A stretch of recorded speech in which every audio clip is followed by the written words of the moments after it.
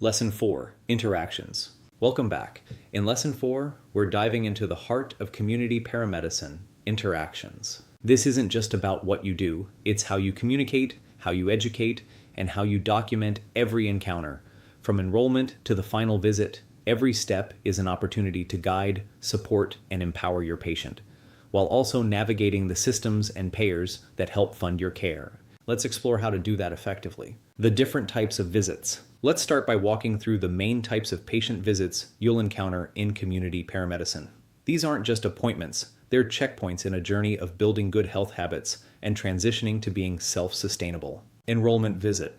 This is your first chance to connect with the patient. It's about more than just paperwork, it's about setting the tone. You will typically introduce yourself and explain the program, establish the goals of care, identify their motivations and barriers, discuss the visit schedule and projected end date. Collect initial data, including vitals and a full medication inventory, and most importantly, build trust. This is your first impression. Use it well. The intake visit, which depending on the dynamic, may also happen during the enrollment visit. This is where you really get to know the whole person. You'll assess medical and social history, activities of daily living or ADLs, their support system, housing situation, and barriers to care. If a physical exam wasn't completed during enrollment, it's done here. A standardized checklist is your best friend for consistency. Follow-up visits. These are the bread and butter of your program. Each visit should include a full assessment. Don't let complacency sneak in. Be diligent in performing a full assessment, no matter how comfortable or familiar you are with the patient. Progress review against goals. Are they showing movement or maintaining interest in reaching their health goals? Medication checks, ensuring they are being compliant and appropriate in taking their medications as prescribed. If not, this is where you get to work through why. And disease-specific education. Do they fully understand what they are dealing with and the importance of managing it and how to manage it? You'll also help patients learn how to communicate with their PCPs or specialists. A great tool, the patient binder, digital or paper. It's a simple way to track their care, appointments, labs, and questions. Bonus, it prevents duplicated or conflicting treatments. It is not uncommon that patients may be seeing two different doctors and both be managing the same problem without knowing, especially dealing with patients that may be easily confused. Don't forget, phone visits count too. These can be just as important as in-person visits. Just knowing that someone may call them checking in on them helps keep the patient engaged and facilitate their compliance with their medical needs.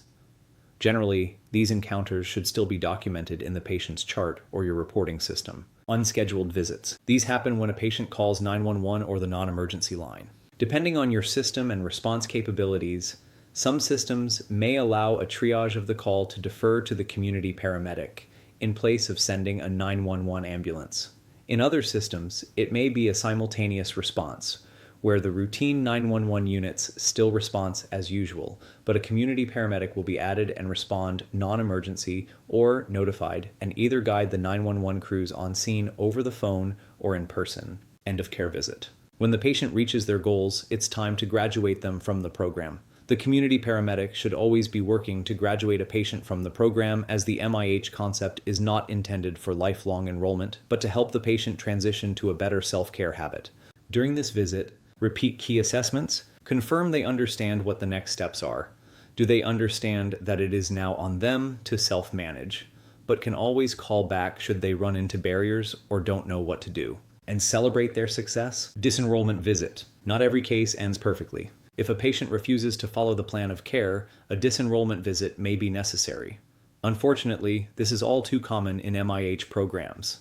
Patients may need or say they want help, but any and all efforts to address deficiencies or their situations is met with self-sabotage. These can be some of the most trying situations for the community paramedic, and it is important to triage the difference between help resistance and help resentment. Resistance is where the patient may not like the idea of their situation changing or accepting what has changed, but with some persistence, they come around. Resentment is when the patient becomes angered or frustrated at the offer or encouragement of help and often worsens with continued effort. Don't exhaust yourself and your resources on those who have help resentment. Document everything. What guidance was ignored? How long non-compliance has occurred? Any psychological or logistical barriers involved? Whenever possible, have the patient sign a declination or refusal form, similar to EMS against medical advice documentation. This protects both the patient and your agency. Patient education, it's more than just handouts and flyers. Community paramedics are in a unique position to provide education that sticks. Why? Because you have time. Time to listen, time to tailor, and time to ensure patients really understand, and you do it in their home and not the doctor's office, where it is often rushed and an unfamiliar environment. But how you teach matters. Know their learning style. There are 3 basic types. Visual. They learn best by seeing charts, videos, or written guides. Auditory. They retain info better when it's explained out loud. But don't be too quick to accept the yes when you ask, "Do you understand?" Ask more comprehensive questions such as, "Can you explain in your own words what this means to you?" Kinesthetic. They need to do it. Practice, touch, try. Ask patients what works best for them, especially during the intake visit. Then customize your education accordingly. Watch for health literacy gaps. Health literacy is about more than reading. It's about understanding and using health information to make decisions. Many patients struggle with medical jargon. We may take it for granted that terminology, which is second nature to us, is unknown to the patient, and it's often hard for patients to stop and say, "What does that mean?" and instead just keep listening and miss the message or meaning. It is common patients don't know what normal blood pressure is, much less understanding the dangers of abnormal blood pressures over time, especially if they feel fine. Some patients cannot interpret sodium on a nutrition label and understand how that may impact their condition or symptoms. So start simple, keep the medical jargon to a minimum, and build from there. Some things you can do when you are done explaining or covering a key topic, as them questions such as, "Can you tell me what you understood from what we just discussed?" Or, "Can you show me how you take your medication?" These teach-back methods are gold. Chronic conditions need clear frameworks. When educating about chronic conditions like CHF, diabetes, or COPD, keep it consistent. The 6 pillars to emphasize are: 1. See your doctor regularly. 2. Take medications as prescribed. 3. Monitor symptoms daily. 4. Eat a condition-appropriate diet. 5. Stay active within limits. 6. Avoid or minimize harmful substances like tobacco, drugs, and caffeine. Remember, when it comes to harmful substances, it does not have to be an all or nothing. Going from a 1 pack a day smoking to 1/2 pack a day smoking should be celebrated, not shamed. Working with payers. Now let's switch gears and talk about reimbursement. This is perhaps the focal point of discussion regarding MIH programs, as there is not a solidified process for MIH to be reimbursed through CMS. Who are the payers? Government payers, Medicare and Medicaid, or CMS. There currently is not a way for EMS to charge or be reimbursed for MIH services, as it lies outside of the primary function of EMS, which is transportation, in CMS rules. There was an initiative that lost favor providing provisions for reimbursement for EMS. However, the only way that was authorized is if the initial assessment was conducted by a nurse practitioner, physician assistant, or physician.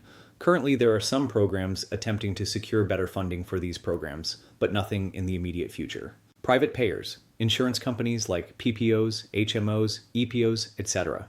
These are possible to receive payment, but often require a significant amount of work ahead of time to get the individual program set up with the insurance company. Largely because they will want to know what their return on investment or ROI will be. They want to know how much money they will save by paying you to reduce their ED use. Hospitals are another option. The main cost reduction and value in MIH services for hospitals is reducing readmission rates. After a patient is discharged post-Prosecure, the hospital generally is responsible for that patient for the next 90 days. Therefore, if the patient does not manage their new or evolving condition well, they often are sent back to the hospital, which the hospital cannot bill for and can be penalized in some cases. Working with the hospital to do a post-discharge program is viable and growing evidence of the financial and health benefits to support it.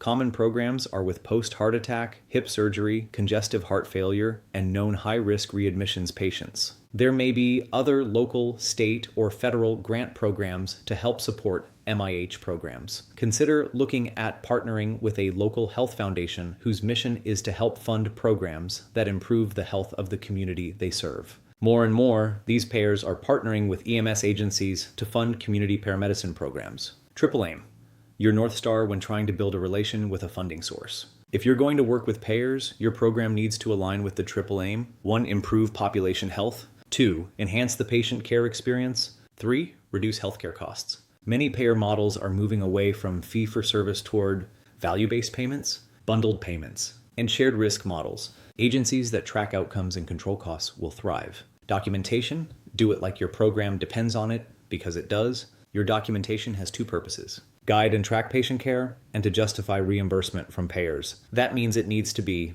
accurate, complete, timely, and tied to the goals of the program. Every visit, whether in person or by phone, needs to be logged using your department's electronic patient care record, EPCR, or approved forms.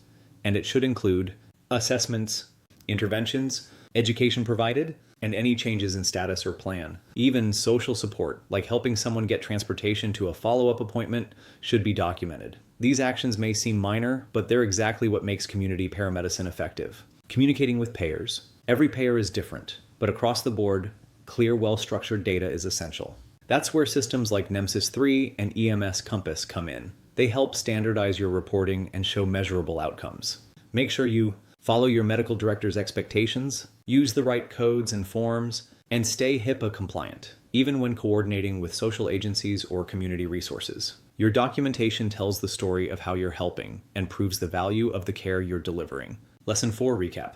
So let's bring it all together. Interactions form the backbone of community paramedicine. Understand the goals and flow of each visit, from enrollment to end of care. Tailor education to each patient's needs, literacy, and learning style. Help patients with chronic illness take control of their health. Understand who pays for care and what they want to see. Track, document, and report everything, because it's your voice, your evidence, and your ticket to long-term program success. That's it for Lesson 4.